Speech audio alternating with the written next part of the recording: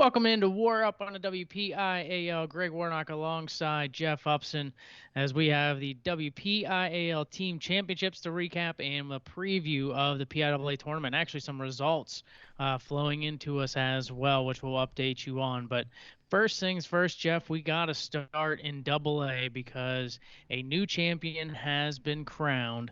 Burrell's reign at the top has ended, and Quaker Valley is the new WPIAL champion in AA.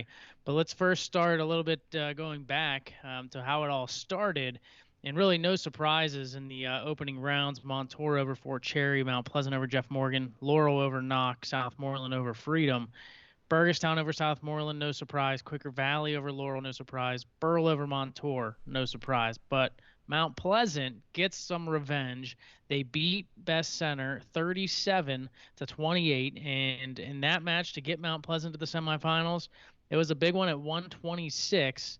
Duncan Blows getting the fall over Jackson Guire. He was losing in that match, 9-point swing, and that's all the difference, as it was a 9-point win for Mount Pleasant. Yeah, I mean, so obviously we'll talk a lot about the semis and the finals, but I mean that was one where I was surprised that they were able to turn it around, especially with Mount Pleasant getting some other guys back in. But there was quite a few of those matches where we'll talk about later, Collinsville and Latrobe, and that's why they wrestle the matches. So we definitely have a lot to talk about tonight, and boy, were we wrong on some of them. And now that moved into the semifinals. Burrell and Mount Pleasant had the rematch, and it was Burrell winning it once again, 33-24.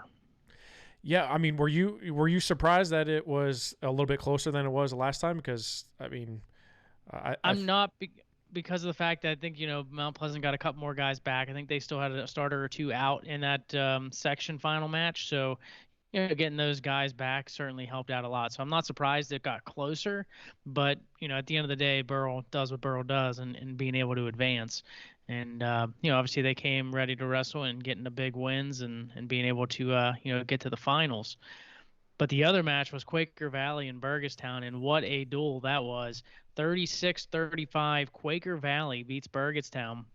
Quaker Valley, Jeff, a team that we talked about and saying we didn't know a lot about them, right? We were impressed with them. We thought they had a great Allegheny County tournament, but we didn't see them against any top tier competition as far as in other duels.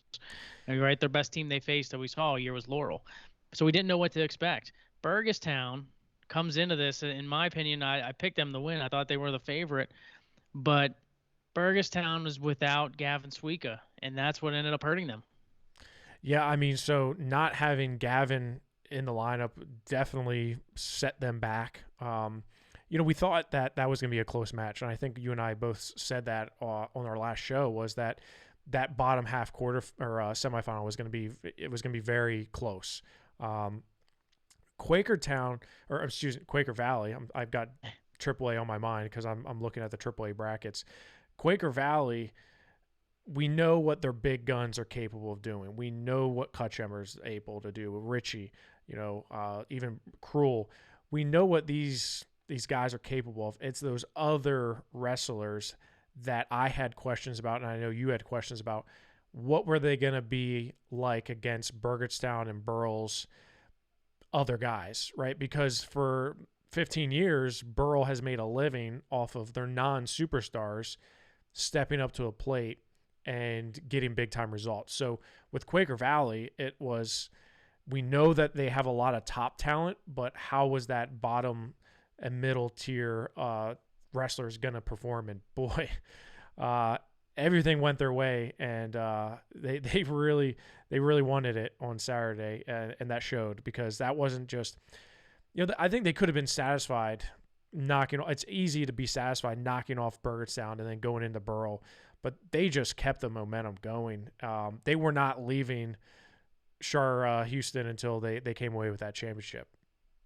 Yeah, and it came out. I mean, our guest that's going to come on here, he won it against the Burrow match, but he started things off against Burgestown, Justin Richey. He gets the fall over Eric Kovac, and that was huge because Kovac is a solid wrestler for Burgestown. If Kovac can keep that to a decision, then we're talking a different story. DJ Slovic had a big win for Burgestown as a 72 over Mason Dimert. But from there, it kind of just went as you would have expected. I mean, but Burgestown's big wrestlers, the Senapal brothers, Parker gets a tech fall, Joey gets a fall. Some thought Parker Senapal had a fall in that match against Isaac McKiglia, but at the end of the day, they didn't get it. They didn't get that fall, and that point ends up lingering. But Rudy Brown, Anthony Lankos both get forfeits at the end.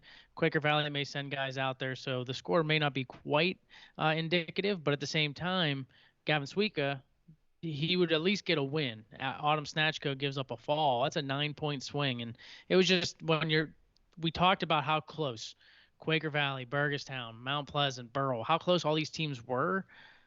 You lose one of your top guys who Suika going in was ranked number 2 in the WPIAL. You lose him, it's hard to come back from, especially in AA. Yeah, I mean, and that's kind of what we mentioned last time. It's like who's available, who's going to step up, and who has the depth. And Quaker Valley. I was at Peters Township with AAA, and I was following along. And when I saw DJ Slovic had a win over Dimert at 172, I was like, "Ooh, that's not a good start, right?" Because I thought that was. I'm not saying Dimert was favored. I thought it was more of a toss-up, but I expected Dimert to get the win. And then, like you said, some other big results rolled in. Not having Suika in there obviously hurt, but you knew that, if you're Burgestown, you know that going into it, so you have to account for that. And as you mentioned, I don't know if Quaker Valley, they obviously forfeited the last, 2 weights, so I'm sure it would have been a little bit of a different story, but 36-35, I mean, the goal is to advance on, and they did. They advanced on to the finals when it mattered against Burrell.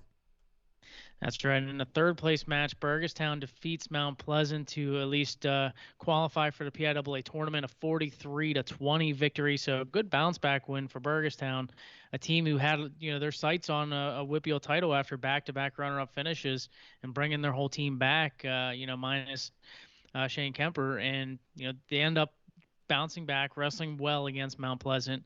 How about a couple of big wins they got as well? You look at Joey Senapal with a win over Greg Chalice. Rudy Brown defeats Jamison Pokliembo. Yep, I thought that was a huge win. Rudy Brown, I thought, was huge. Yeah, and Anthony Lankos over Lucas Chalice. I mean, all told, some big wins for Burgestown. Yeah, and they needed that. They needed that to bounce back, and we actually just saw it tonight. They were able to get a really hard-fought win, come from behind win tonight to advance into Hershey. So, we're going to have, at least 3 teams represented there in Hershey out of the WPIAL. So, yeah, I mean, they needed those guys to step up because losing a guy like Suika is a big deal, right? So they needed to step up in order to make that happen. And, Burgestown gets the 34-28 win over Fort LaBeouf tonight in Fort LaBeouf. So that was a big win, and their reward is Brookville. So they're definitely gonna have their hands full there. Well, let's hold off on the PIAA preview, Jeff, until we finish the I like to jump ahead. Well, let's talk about the WPIAL final. Quaker Valley over Burrell 30-28. So it ends Burrell's streak of WPIAL championships, caps at 15 in a row. No team is ever going to be able to do that again. That was just an incredible run that Burrell had. And really, the match just started so well. It started well for Burrell, right? Nico Zanelli gets a win. Damian Barr over Mason Dimert, right there. Then they get a fall. So 12-0 lead. But Patrick Cutchember getting a fall over Cole Clark in a match that he just completely dominated, just took his wrestling to another level. And then after giving up a fall, that's when Quaker Valley went on their run. I mean, at one point, they're down 18-6 to Burrell. And, when you give Burrell momentum, it could be lights out. But, a pair of falls at 6 and 13. Logan Richey holds Cooper Hornack to a 4-3 decision. And then from there on, Brandon Krull had a huge win at 32 over Nicholas Farah. And then Justin Richey gets to come up to the mat. His team losing by 4 needs at least a major to tie, but he gets the fall in 37 seconds to win it. Yeah, I mean, this match had so many ups and downs, right? Because you look at the start of that, and you got to say Burrell was in a really great position, right? Zanella gets a close 3-1 decision. Barr beats Dimert, who, again, you're one of the top guys on the team, and you go 0-2 on that Saturday. That shows how close these duels were, right? So that to me was a toss-up match there. So Burrell, I thought, was in a good position there. Martin gets a fall. Those are the guys that you need to get the fall. But then Kutchember just stopped. I feel like once he got the fall over Cole Clark, even though there was 12-0 at that point before he got the fall, I feel like that really changed the tides there. Boylan gets another fall, so momentum swings back. But then you're going up through the meat of Quaker Valley's lineup, which is pretty strong, pretty tough, right? Cazales is able to get a fall in under a minute. And I thought that Logan Richey Cooper Hornack match was going to be close for sure. I wasn't expecting a major there by Hornack, so I thought Richey did a good job. But the match that I thought kind of sealed it for them was that Brandon Kroll match at 132, beating Nico Farah from Burrell. And that was right after Marcus Richey has a close decision with Travis Newell, who I thought, you look on paper and you're saying that's a toss-up match all day. So to win that one and then Farah, you knew they were in the driver's seat regardless of what happened down, the rest of the way. And I expected Richey to get bonus points. So I figured it was either going to be a tech or a fall, and, getting a fall in 37 seconds kind of, solidifies that and says that he's clearly the better wrestler there. But it was a back and forth match. I mean, when you look at the lead swings, Owen, it was 12-0 Burrell, and then all of a sudden it was 21-21 after 126. And that was everyone's match. And it was a great dual meet. Yeah, Burrow ends up winning more matches. They win 7 of the 13, but bonus points is what did it. Burrow picks up 2 falls and a major decision, but all the Quaker Valley wins outside of 26 and 32 were by fall. And when you have 4 wins by fall in a tightly a tight match like this, that's all it takes for them to to become a WPIAL champion. Yeah, I mean, so at Burrell, you look at what they've made their money on, and it's doing just that, like winning, and Quaker Valley just kind of not saying they beat them at their own game, but they came out and they got punched in the mouth and they just punched back harder. Obviously we knew the day was going to come when Burrell wasn't going to win, but I think I picked Quaker Valley 4th.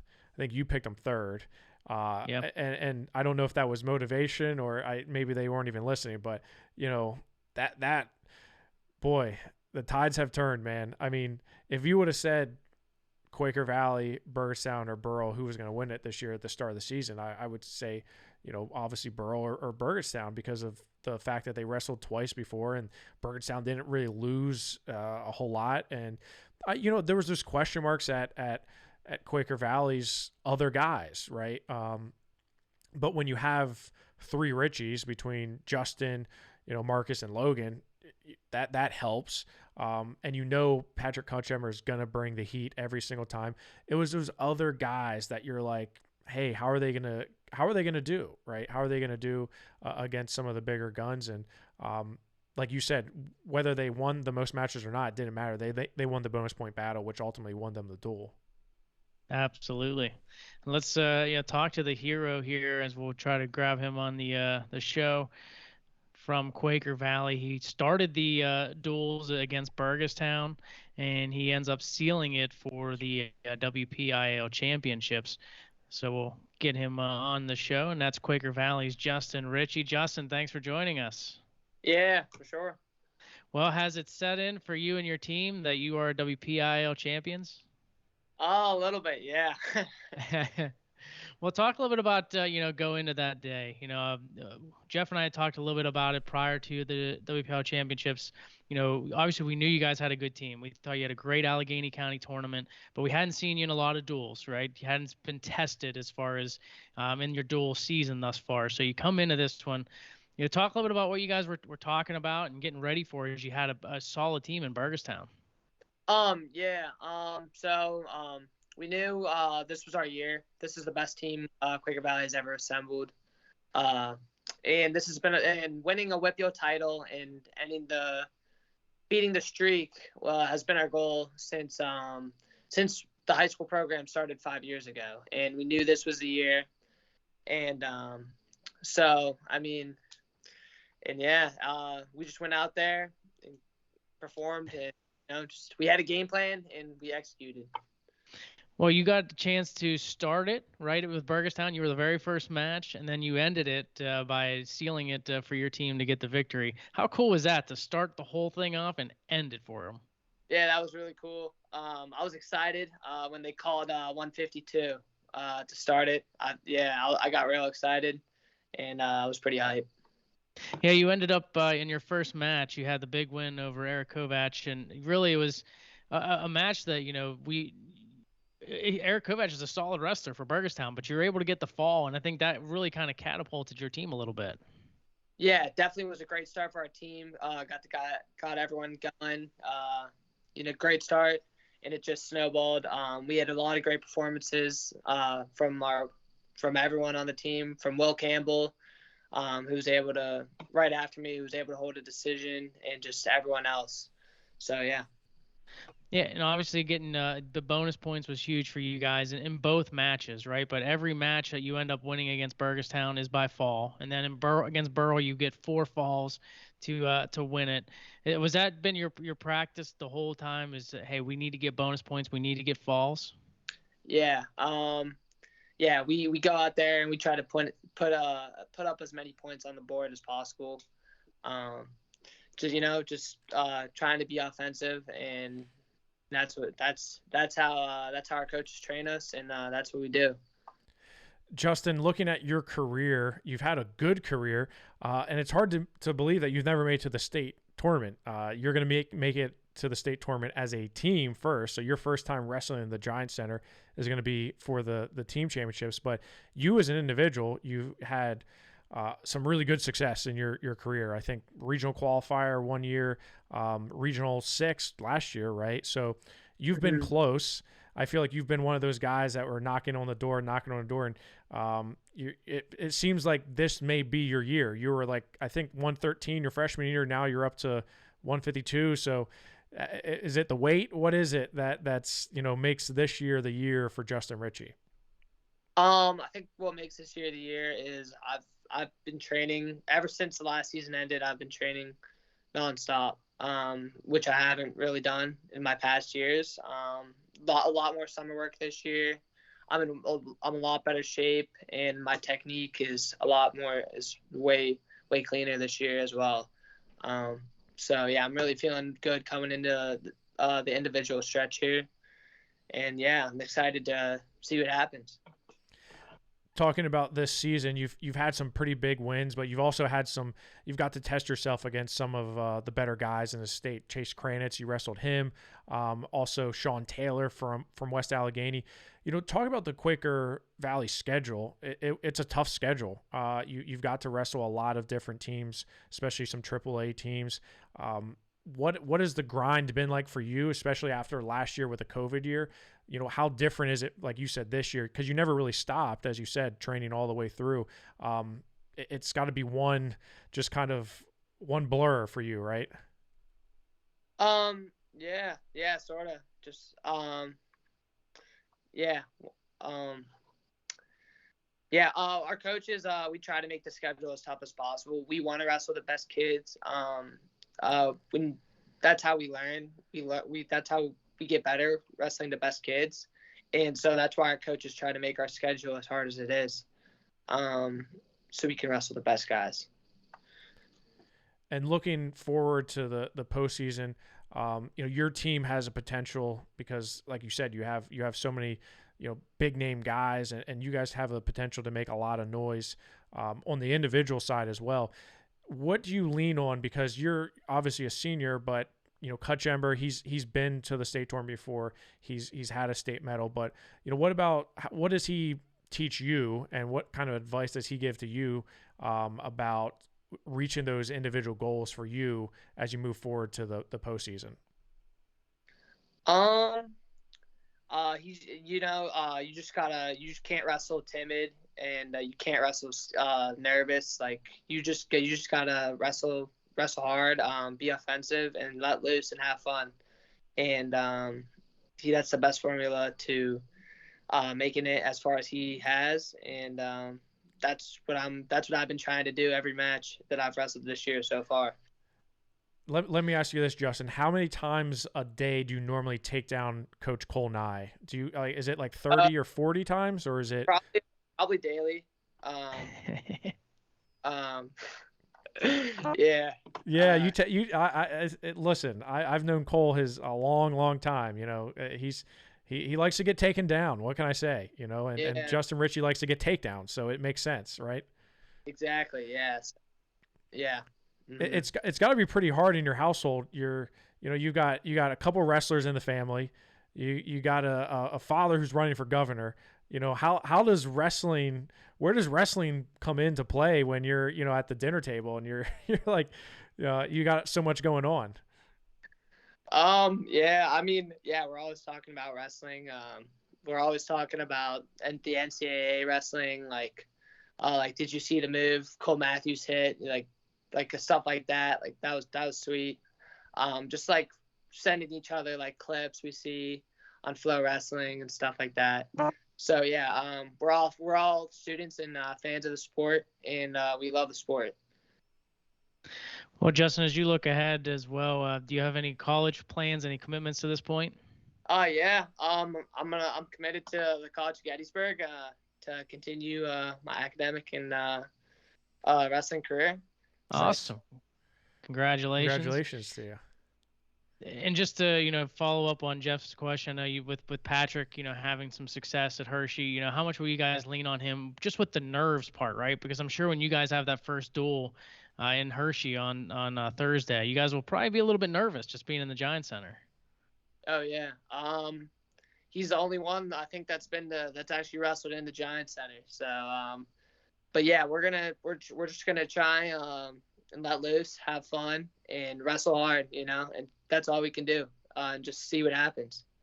Well, it looks like your opponent's going to be Saucon Valley, is who you guys will be taking on. So, one match at a time, I'm sure, is what the coaches are preaching to you. But obviously, best of luck as you head up to Hershey in the Giant Center, and we're excited to see how you guys do. Yeah, thank you. Thanks. Thank you. Congrats again. Justin. Yeah, thanks. Justin Richey of Quaker Valley, kind enough to join us on the show, and Jeff just mentioned it, so now I'll let you let loose to preview a little bit. But we got Burgestown, who has defeated Fort LaBeouf, Saucon Valley, who's defeated Canton. Who else has won in AA? Yeah, so those were the big wins coming in. Burgettstown coming from behind to beat Fort LaBeouf 34-28, and that sets up a match with Brookville. So Burgettstown and Brookville in that first round, and Corey beat Tyrone. That was also a pretty tight dual meet. 36-29 was the final for Corey, which really came out of a very deep District 10. So they're again treated to Notre Dame Green Ponds in the first round. Burrell and Bishop McDevitt wrestle in the first round, and let me tell you, I'm this one's got my interest because District 3 is not super deep, but Bishop McDevitt is a very good team with some big name guys. My gosh, I mean, there's some hammers on that squad, and if they can avoid. So they're really good from 45 on up. Like there's no one better. I don't know if there's anyone better in the state than Bishop McDevitt in AA from 45 on up. But it's their bottom half they have to get into check, and if they can avoid giving up bonus down low, it's really gonna come down to matchups and bonus points like we saw with Burrell and Quaker Valley, because you can win more individual bouts, but if you give up more bonus points, that doesn't tend to trend well for you. So I think it's going to be a lot of close matches there, and I'm excited to see that one.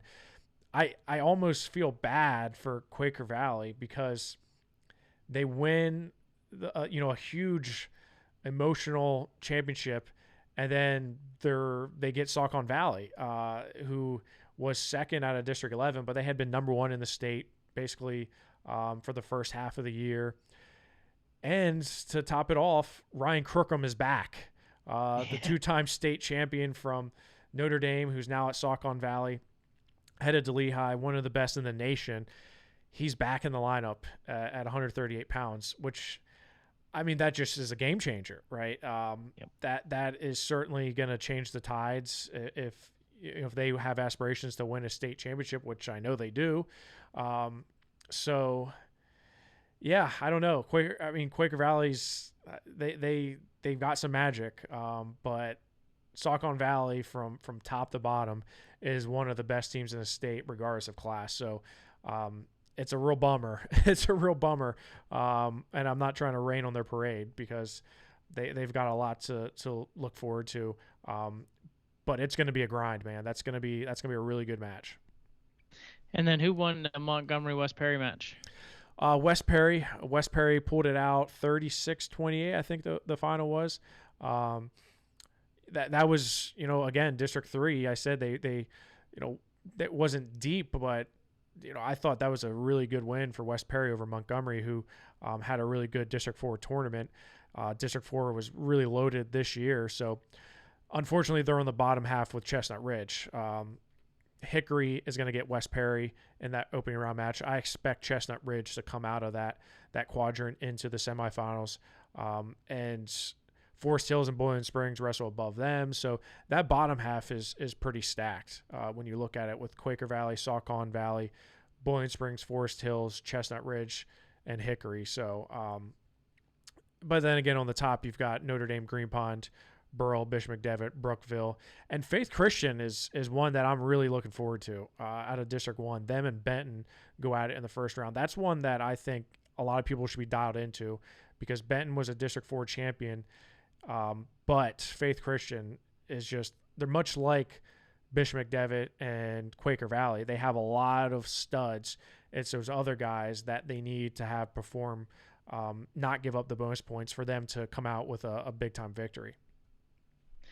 Well, when you look at so you mentioned Chestnut Ridge in the bottom quadrant. Sounds like you like Saucon Valley in the Quaker Valley quadrant. Notre Dame, Green Pond, I guess, is the next semifinalist in Brookville. Is that what you're seeing it as? Yeah. So the top one is interesting because I really you toss it up between Benton, Faith Christian, Brookville, and Burgettstown. It's really probably the most evenly matched quadrant there, in my opinion. Benton has had a good year, but they've been vulnerable. I mean, they were down like 20 points to Warrior Run before coming back in the District 4 tournament. Faith Christian, as I said, they just have a lot of studs, so that's never a good thing if you're giving up bonus points. And Brookville and Burgettstown, I think obviously Burgettstown without Suika changes the complexity of that. I think Brookville is favored there, but honestly, I wouldn't be surprised to see any four of those teams make it out into the semifinals, to be honest. I mean, Brookville I'd give the edge to for sure, but I'm not sleeping on Faith Christian against Ben, and I'm not looking past Burgettstown. So that's probably the most evenly matched one. I do believe Notre Dame Green Pond's going to come out of that other quadrant on the top half. They're the number one team in the state for a reason. They pounded Saucon Valley. Now there's a lot of controversy between Saucon Valley and Notre Dame Green Pond. I won't get into that because this is a WPIAL show, but there's just a lot of things that are going on behind the scenes there. I do believe Notre Dame comes out from that bottom half, or bottom quadrant of the top half. I like Saucon Valley with Ryan Crookham back. It changes the whole game. So him back, I really do think that they're on a mission. But Chestnut Ridge on that bottom, I think Chestnut Ridge is just, they're really, really good. They're really, really balanced. And look at what they did at the Ultimate Duels. They pounded everybody, Burl included. So that's one that I think Chestnut Ridge and Saucon Valley should be a really good semifinal if that does happen. So it sounds like you got your top three: Chestnut Ridge, Saucon Valley, and Notre Dame GP. So the fourth place spot, I guess, is the one you're saying is kind of up for grabs. Kind of WPIAL team get into that fourth place spot. I mean, sure, anything's possible, right? I mean, but I think Quaker Valley can wrestle back. I think Quaker Valley can certainly, depending on what they do against Saucon Valley, if they drop down, they certainly, I think they're one of the better teams in the bracket, especially after what we saw this past weekend. So I think they're in the mix. I think they're better than Corey. I think they battle with a Benton or a Faith Christian. Same with Forest Hills and Bowling Springs. I think they're better than both those teams, and I think they're pretty evenly matched with like a team like Hickory. So I'd expect Quaker Valley to do well in the wrestleback should they lose to Saucon Valley, but don't forget about Burrell. Burrell is you talked about with Justin Richey about these guys not being a Hershey. Literally, Burrell should own stock in Hershey Arena or Hershey Entertainment because they're there so much, right? So Burrell is very accustomed to wrestling inside the Giants Center, so that I think that's a factor. I think that can be a little bit of a factor this week when you're in front of the crowds and everything else that goes along with it.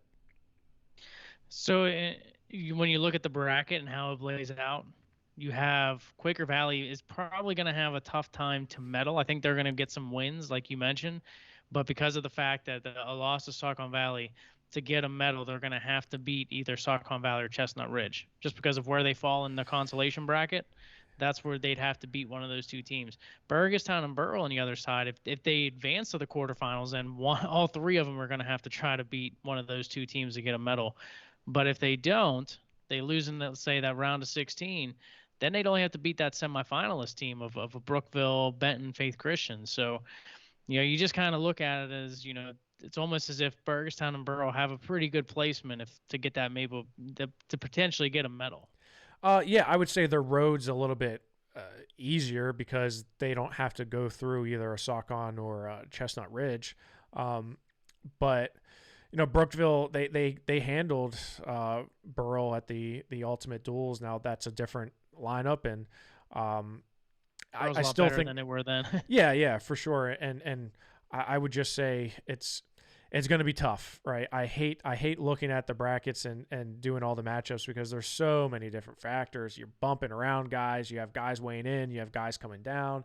What I know is individually, Saucon Valley, Notre Dame, Green Pond, and Chestnut Ridge are three of the best teams in the state because of the individuals that make up that team.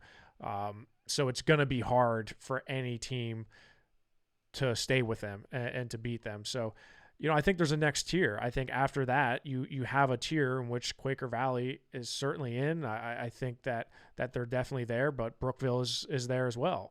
So, again, that's why they wrestle the matches, because I don't know why anyone listens to us, because look at what we said about the WPIAL, and boy, were we off on that. Yeah, going in, not to beat a dead horse, but we thought it was 5 teams that, definitely stood above the rest of the pack. I think that was the case. But all along, the 3-section champs, Burrell, Burgestown, and Quaker Valley, were the 3 teams we kind of looked at as, hey, these are pretty evenly matched teams. But I think if, like we picked in our choices, you picked Burrell, I picked Burgestown to win. And that's because it seemed like those two were on a collision course once again to take on each other. And Quaker Valley had other plans. And like Justin Richey mentioned, this was the year that they had circled. This is the year for them to win the title. And they did just that. It was a 5-year plan to get there, but they were able to pull it off. So congratulations to Quaker Valley ending the streak. Another streak, though, has continued in AAA, and that is for Waynesburg. They were able to repeat for the 3rd year in a row as the WPIAL champions, and with a little bit more ease than we predicted last week, Jeff. You look at the bracket and how it shook out. Not really much surprise as far as the first-round matches go. The top 7 seeds all won. Norwin was over Franklin Regional 34-33, but that's an 8 versus 9 matchup. And the semifinals kind of went out as expected as well. Waynesburg, Connellsville, Latrobe were able to get their wins. Cannon McMillan over North Allegheny, so hold serve as the top 4 seeds, advanced to the semifinals, and Cannon McMillan doing it with relative ease over North Allegheny to get there. So just looking at those Wednesday night matches, Jeff, not much surprise, right? No, I wouldn't say they were surprised, but I can tell you I was concerned about my pick, even though I was wearing a Waynesburg shirt during the show. Latrobe had their hands full with Butler. It was a lot closer, I thought, than that score indicated, and they lost some matches that I thought, boy, I didn't know. I felt like they should have, like Cannon Mac, for example, they made a statement against North Allegheny, in my opinion. I thought they wrestled very, very well in up and down the lineup. So when I saw Latrobe wrestle Butler, and there were some matches that did not, they looked like they were struggling in, I was thinking, man, like maybe this Collinsville match is going to be a lot closer than we expected. And we knew 13, like at least I think I alluded to this last time, that was a huge swing for Leo Joseph over Petrovic, because Petrovic, you look at comparatives and you look at common opponents, Petrovic was just, he's got better results than Leo Joseph. So I wasn't surprised that he was able to turn the tide, but it was the movement that Bill Swink and his staff were able to do to set themselves up for a win. I mean, it was very masterful how he did it to move guys around and shift people around, and he did it in a way that exploited the weak spots in Latrobe's lineup, but it really highlighted their strengths, and their strength is their depth. A guy like Zach Bingham, who really was a backup for most of the year, comes out with a huge win, and that's because Hunter Claycomb is out and he's hurt. So again, I think you look at the depth and the flexibility of their lineup. That's really what separated them from Latrobe, because Latrobe didn't really have a whole lot of movement, especially with their heavyweight Wyatt Held not being active. So it just really showed that Collinsville was able to turn the tide. Yeah, no doubt about it. You talked about Petrovic. Collinsville wins this match 37-27, but that was a 10-point swing for them at 113 pounds. Jacob Layton wrestles, but he gives up a fall to Kilcarry. So, the 120, they still get the 6, which we thought maybe they don't get 6 there. But, yeah, that Lonzy Vilma move from going that up was to 45. Huge. Yeah. Big win for them. Yeah, and you touched on it, because you look at how it started. Kilcarry last time got the injury default 6 points. He gets a fall this time, so like you said, after the 10-point swing that Leo Joseph had over Petrovic, and now Petrovic reversed that. You look at what Lucio Angelico did. He turned from a fall to Ruggiero last time to now he keeps it to a decision. So you're saving yourself 3 points there. That was big. But now all of a sudden, Ruggiero gets the fall. So it's that changed. I thought that really was pivotal. Other than the Lonzy Velma bumping up to 45 and beating Gabe Golden, I thought Ruggiero getting the fall on Angelico, as opposed to giving up that decision that he got last time. He won 9-6 the first time around. This time he gets the fall. So that was huge. That, in addition to Petrovic, I thought, boy, they're in trouble. I really thought that Latrobe was in trouble after that. And then the nail in the coffin was throwing Aiden Henry out to Nate Roth, giving up the 6, but then getting Lonzy Velmo on Golden and getting that 3-point team points for Collinsville. But then you look at Zach Bingham at 160, he gets thrown out there against Wyatt Schmucker and wins 6-4. That to me was huge. That was very, very big, because then they forced their hand. They forfeited to Kessler. Schultz is able to get a major decision against Snyder, and it goes on and on, right? It just kept on going their way, and I think the writing was on the wall early on that Latrobe was going to be they were going to have a tough mount at trying to get past that again. Yeah, absolutely. And on the other side, meanwhile, Waynesburg defeats Cannon McMillan for the 3rd time in about 10 days. And they do it with, another strong performance, 36-22. But, you look at Cannon McMillan, they had some huge wins. Brandon Damai beats Kai Sheftick 3-2. Jacob Haupt, how about this? A major decision over Joe Simone, 10-0. But then it's, Xander Fatoris defeats Andrew Binney again. Mac Church, Colin Stone King, Nate Jones, all those 4 big wins just kind of, kept it going for Waynesburg to defeat Cannon McMillan. Cannon McMillan wins the flip this time, so they get Matt Furman away from Rocco Welsh.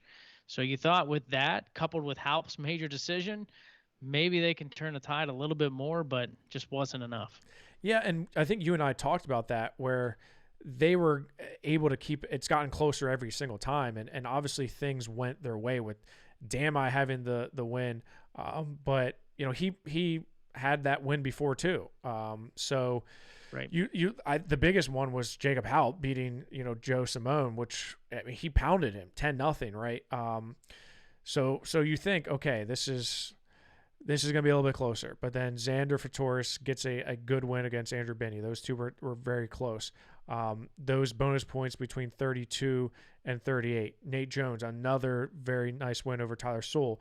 So again, yes, it was certainly closer, but we kind of expected. Rocco Welsh gets a fall, right? Even though Furman's up at 89, they're still without Gabe Stafford, and Broxton Dean gets hurt. So, if Stafford's back in the lineup, does that make a difference? You save a team point at 72, maybe you get a win at 89. Broxton Dean doesn't get hurt or doesn't give up a fall. Maybe that changes things. So it could have been a little bit closer, but ultimately Waynesburg just had too much firepower. In the third place match, Latrobe defeats Cannon McMillan. It was a 40-25 victory for Latrobe. And then in the championship, Waynesburg over Connellsville, 35-18. Number of big stories here. Obviously, Kai Sheftick, a big win over Petrovich, 6-2. Simone over Layton, 5-3.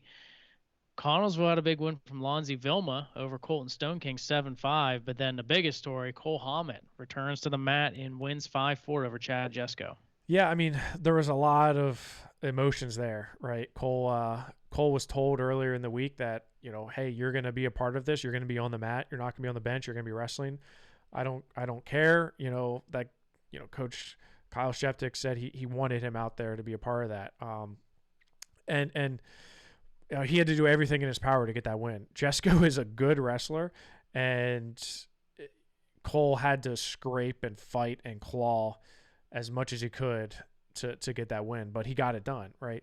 Lonzie Velma, as you said, had a huge win over Colton Stone King. It's a freshman beating a senior, a state medalist, a guy who's going to George Mason University, and Lonzie comes in and gets a really nice win over him to stop the bleeding, if you will. I agree with you. Kai Sheftick clearly was not feeling 100%. That was obvious in that Damai match, but a big win for him over Evan Petrovich, which he needed to get that win. Simone bounces back from that loss to help to get a really nice win over Jacob Layton. And again, for Torres, another decision for him. Church got on Ozias. It was close, 7-3. So, we rarely see Mac Church not get bonus, but when you're going against a guy like Chad Ozias, who's a state medalist, you knew it was going to be a little bit close. Ethan Ansel had a nice win over Nate Jones. Kessler pins Kirby, but then this is where Waynesburg just really started exploiting them, and that's 72. They get a tech fall. Brody Evans gets a nice win over George Schultz. Eli Makel fall over Dennis Nicholson.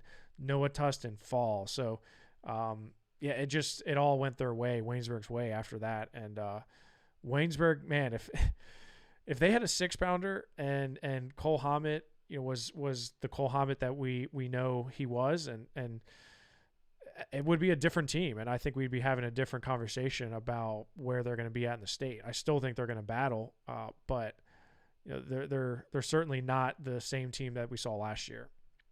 There'll never be a team we saw last year. I mean, I don't think there was any team that could touch Waynesburg.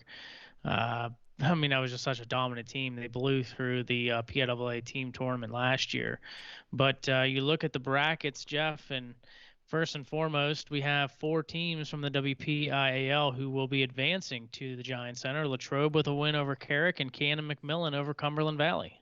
Yeah, and we obviously expected that win over Latrobe over Carrick, but Cannon Mac drove out 4 hours to Cumberland Valley and then beat Cumberland Valley up pretty good, 44-14. They should just pack their bags and stayed there, right? Well, that's what days? I said. I said the same thing. Like, you might as well just stay there.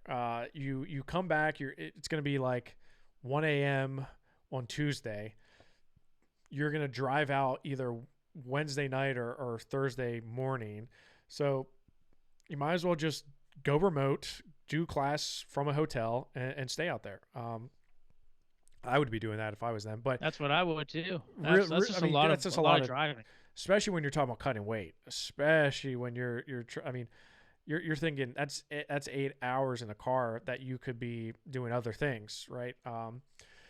Regardless, they had a really nice win over Cumberland Valley. They just really dismantled them. So they move on again, much like we said with Quaker Valley, getting Saucon Valley.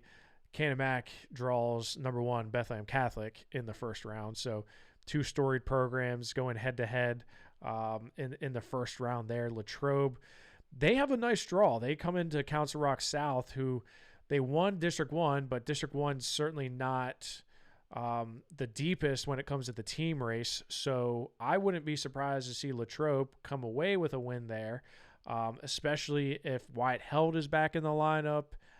And if some of their other guys can get their heads on, I think they could easily find themselves into the semifinals, because I think they're probably the best team out of Council Rock South, General McLean, and Central Dauphin. So I want to say, I said how Bill Swink was very methodical in how he did the matchups. Maybe Mark Mears knew that they were going to get a better draw on the top half. I don't think that was the case, but Latrobe is sitting really pretty. I can tell you that. Yeah, no doubt about it. First and foremost, before we go through the rest of the bracket, the other 2 matches, Jeff, Springford, Dallastown, who's the winner there? So I know for sure Nazareth won 68-0. So, but I was still waiting for a score from Springford. Next time you're talking, I'll look it up. But okay, either way, I think Springford is in some trouble, or Dallastown's in some trouble, whether they get, with a drawing Waynesburg. Nazareth, boy, they have a nice easy road. I think they shut out Westchester Henderson. They get Abington Heights. They may shut them out, and then they get the winner of Gettysburg and Williamsport, which will be the winner there, and I think it'll be Williamsport, but the winner there is going to give them a little bit more, but they're really not going to – them and Latrobe, I think, have some good – they have a good road to the semifinals. Well, when you look at Bethlehem Catholic, they're going to have to earn their way, right? They're probably going to have to beat the WPIAL to get there. They're going to have Cannon Mac first, likely to have Connellsville. I like Connellsville over LaSalle College. And then, like you said, Latrobe to the semis. So for Bethlehem Catholic to get there, they're going to have to beat 3 WPIAL or 3 WPIAL teams, and then potentially the WPIAL champ to win it all in Waynesburg. But on the bottom half, are you expecting a Waynesburg Nazareth semifinal? I am, for sure. I'm definitely expecting that to transpire. And like you said, if there's somebody who should be upset with their draw, it's Jeff Karam and the Bethlehem Catholic Hawks there, because, like you said, they're going to have a tough. There ain't no easy matches. The 68-0 that we just saw Nazareth put on Westchester Henderson, Bethlehem Catholic and Cannon Mac, that's a tough match, right? Those guys are not going to just roll over. Cannon Mac is not going to just come in and say, "Oh, you're Becca. We're just going to pack this in." No, they're gonna scrape, claw, and fight to the last second against Becca. And I agree with you. Connellsville has a great draw with LaSalle College. I think Connellsville easily wins that match, and I think, again, Bethlehem Catholic beats Cannon Mac. It's like getting punched in the face and then getting stunned a little bit, and you're going to get punched a little bit harder the next time. Connellsville is going to give it to them. So You're right. I mean, if Becca's going to win it this year, they're going to have to do some really big winning against a lot of Western Pennsylvania wrestlers along the way. Because I agree, I think they're going to see Latrobe on that top half. So Canamac, Cosville, and then Latrobe in that order. That's a tough road, and then you're either going to see Nazareth or Waynesburg in the finals. So you get a rematch with Nazareth, or you get a matchup with Waynesburg. So let's look on that bottom half, Jeff. You alluded to it a little bit, but Waynesburg and Nazareth. Who do you like in that matchup? You know, I go back and forth there. I think Nazareth is the team, but crazier things have happened. And the thing about Nazareth is they have not wrestled, I think, the same lineup in. I don't know if they've had the same lineup twice this year. They've had guys at different weights. They've had different guys in. They have, much like Connellsville, they have so much depth. They have guys on guys on guys. They have so many guys that they can throw at you. And Dave Kroll and his staff there are just so good at doing these matchups. Waynesburg, they are what they are. They don't have a 6-pounder, so that hurts, especially when Nazareth, they're not that strong at 106. So that's one of their weaker weights. So that plays right into the wheelhouse, because Tahir Parkins at 13 is a stud. I mean, he just beat Nate Desmond, who bumped up from 106. Charlie Bunting, a stud. Braxton Opello, a 2-time state medalist. So now I think Bunting and Simone and Fatoris and Opello, those are going to be tight matches, no doubt about it. And then you go right into your meat of your lineup with Mac Church. He should get bonus points. Colton Stone King. That you just lose to a freshman. How do you bounce back from that? Because Nazareth's not bad. They can have several different options there. They can put up Jake Dune, Aiden Rader. They have options. 45 is a big match. 45, 52, and 60 right before we get into Rocco Welsh. But then you have Sonny Sasso. Sonny Sasso is a pinner. I mean, all Sonny Sasso does is pin. So I don't know if he doesn't get bonus points. Maybe Waynesburg's in that match. Sean Kinney at heavyweight, if he's able to get bonus points on Noah Tustin, that's pretty big.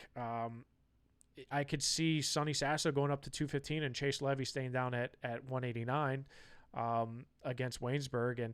And like I said, they're not that strong at 106. Dominic Risotto is good, but by them giving a forfeit to him, that just plays right into their wheelhouse. So I think Nazareth is the team, but you can't discount Waynesburg when you have Mac Church, Colin Stone King, Rocco Welsh, and all these other guys that like Eli Makel and Noah Tustin, Xander Fatoris, Kai Sheptick. Like those are really good guys to have around you battling. So the only difference is Nazareth has like 3 times as many guys, I think, that they can put out and move around to manipulate to get the lineup or the matchups that they want. Yeah, and that's where one area. I mean, Waynesburg can do a little bit of bumping, but not a whole lot. I mean, there's not much they can really do, and because of that, I mean, their hands are going to be tied. They're going to have to.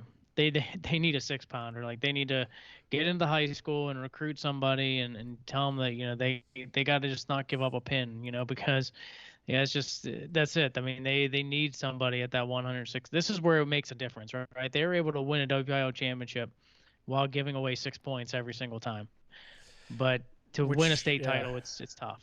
Yeah, I mean, and you look at, Becca and what they're able to do on the top half. I mean, Becca's just everything Nazareth has thrown at them, they've deflected. They blocked. They're like that goalie that just like stonewalling people.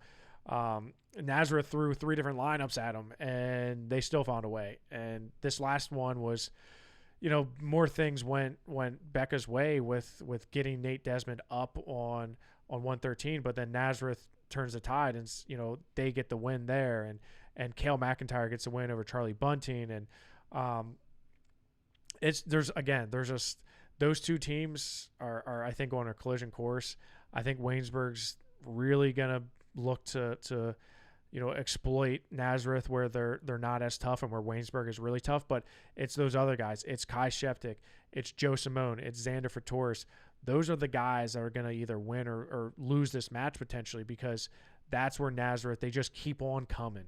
Nick Foster, Vinny Heibel, Dom Wheatley, Noah Okamoto. If he's back in the lineup for Nazareth, that's no good, because Noah Okamoto, they can move him around, and maybe he'll give up a tech fall or a fall to Rocco Welsh, or maybe he'll keep it to a major decision. You just don't know. And as I mentioned, Sonny Sasso, he loves to pin people. He's like his brother Sammy. So there's just going to be a lot of close matches, but ultimately I think Nazareth just has more in the tank. So you look at Bethlehem Catholic and Nazareth as the 1-2. From there on, though, Jeff, I mean, well, I think we talked about Waynesburg being as high as 1, but as low as 3. We talked about Latrobe being in that 4 mix. Connellsville, I think you had them as like a 6. Can McMillan around like an 8. So realistically, though, I mean, with the way the brackets fall and the way we're predicting, Can McMillan to, probably lose their first match, and Connellsville win, then a lose. Latrobe win 2, then a loss to Becca. The consolation semifinals could realistically be Waynesburg versus Connellsville, Latrobe versus Cannon McMillan for the right to get 3rd and 4th place. Is that a realistic opportunity that you see that could go down? Yeah, for sure. I mean, it's not. I don't think that's looking through rose-colored glasses. I think that's a real thing, and I think the WPIAL is certainly. I mean, there are 3 really, really tough teams there, and I would say 4. Even considering Canyon Mac's they're gonna battle, right?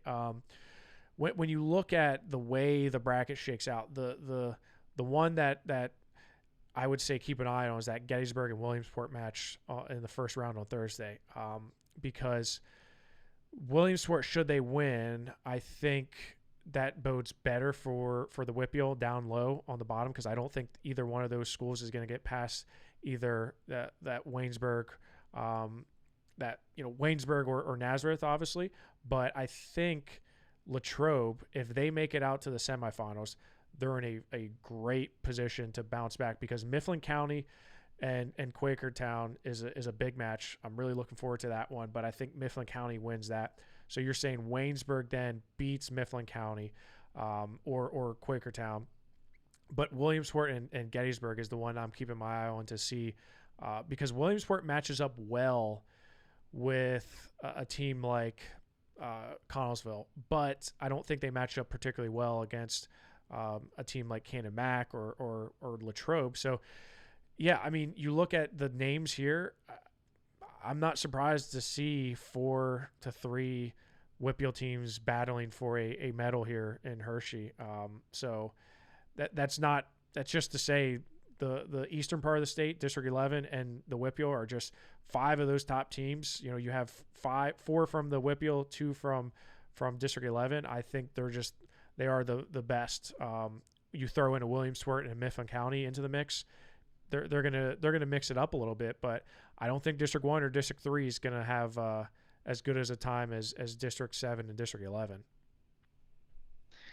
Well, it'll be interesting to see how it all plays out here at the Giants Center. But the good news for the WPIAL is that all 4 in AAA and all 3 in AA will be wrestling in the double elimination bracket in the Giants Center. So it should be a lot of fun to see how it all plays out. And Jeff, this is it. Last week of team portion, and then from then on in, we're diving into individuals. Yeah, it's crazy because last year we did it opposite. The teams, it was just weird in general, but teams was after individuals. So I love getting back into the flow of things, getting back to normal. So yeah, it's going to be a lot of fun. There's going to be a lot of good matches. That consolation round is some of my favorite wrestling goes on in the consolation rounds, because you get some interesting matchups, and I've seen teams that you're like, how the heck did they get out to that far? But they get on a hot streak, a team gets upset and they're down and they have a quick turnaround. So it's going to be a lot of fun, but I would not be surprised to see the WPIAL come away with a few trophies in either class. Well, we'll see how it all plays out. Congratulations to Quaker Valley for their first WPIAL championship and beating the streak. And then in AAA for Waynesburg winning their third straight WPIAL championship. And best of luck to all 7 teams and hoping as many medals as possible. So we have a nice full show come next week, Jeff. Yeah, I mean, keeps us busy.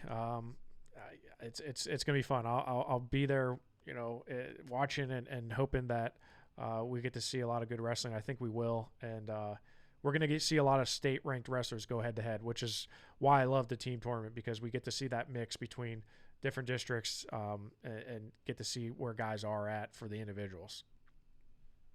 Thanks to Justin Richey for joining us on the show. For Jeff Upson, I'm Greg Warnock. Thanks for watching. We're up on WPIAL.